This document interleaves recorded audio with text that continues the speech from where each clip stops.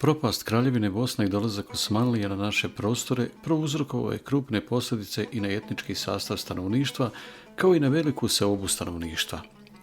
Za razliku od Bosne i Hercegovine, koja je brzo pala pod osmansku vlast i koja je odmah uklopljena u osmanski vojno-feudalni sistem vlasti, ostale zemlje su sistematski pustošene i razarane sve do kraja 16. stoljeća. Da bi mogli koristiti opustošene zemlje, Osmanlije su pribjegle njihovom ponovnom naseljavanju. To su radili pomoću kolonista iz reda domaćeg stanovništva, u prvom redu Vlaha i Srba sa prostora Raške, Crne Gore, istočne Hercegovine, istočne Bosne i zapadnih neretljanskih krajeva.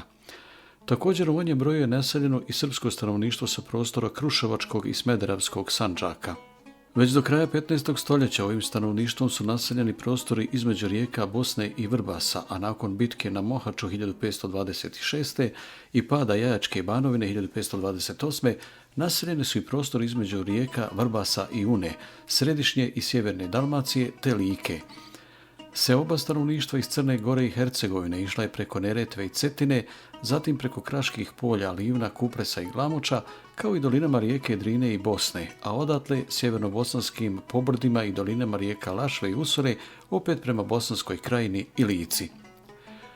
U nalet osmanskih trupa u periodu od 1521. do 1540. godine gotovo je u potpunosti opustošena oblast Stare Hrvatske.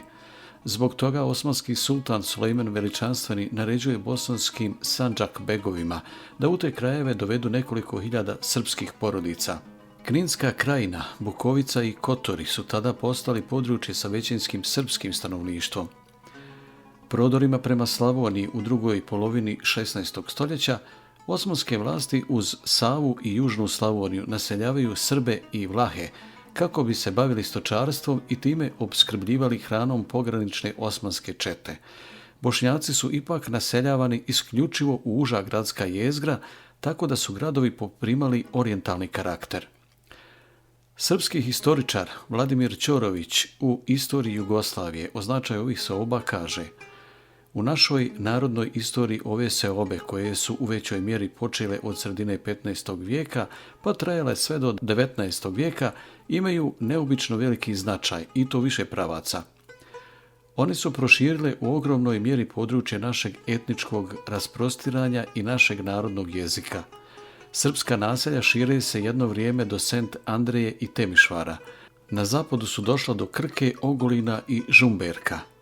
Mi smo se u ropstvu pod Osmanlijima širili ne manje nego kao da smo imali najekspanzivniju svoju državu.